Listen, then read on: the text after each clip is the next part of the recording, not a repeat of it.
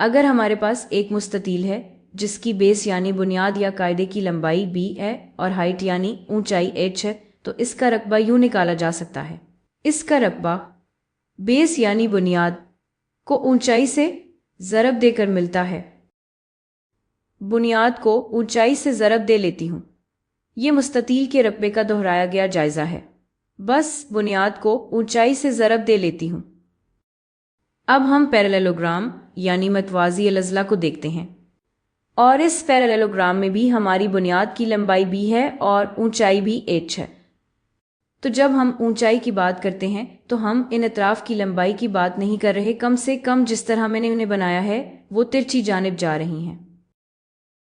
हम ये कह रहे हैं कि अगर आप ऊपर वाली तरफ से सीधा नीचे आए यानी 90 डिग्री एंगल से सीधा नीचे आए तो आप इस तरफ तक पहुंचेंगे और यही हमारी ऊंचाई होगी।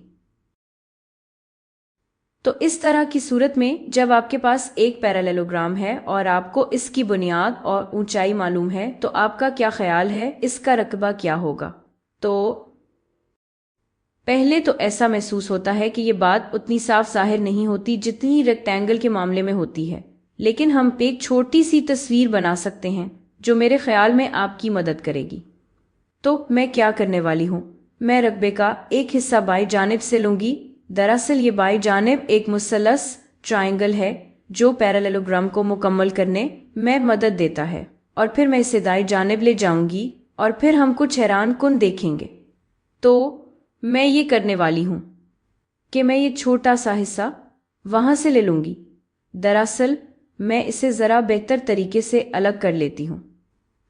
मैं वो हिस्सा वहाँ से लूँगी और मैं इसे काट कर वहाँ चस्पा कर दूँगी।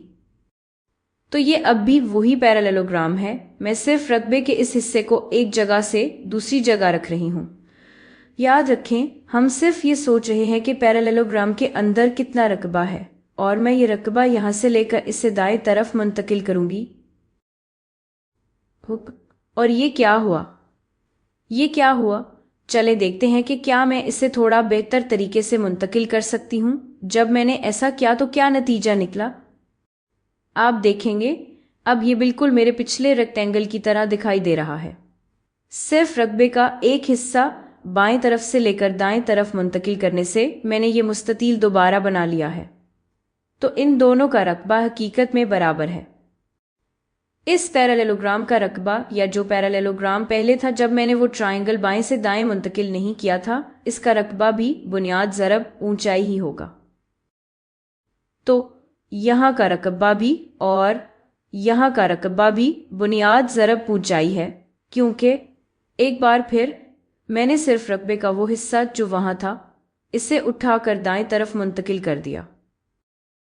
तो पैरेललोग्राम का रकबा, मैं इसे दोबारा थोड़ा सा पैरेललोग्राम जैसा बना लूँ।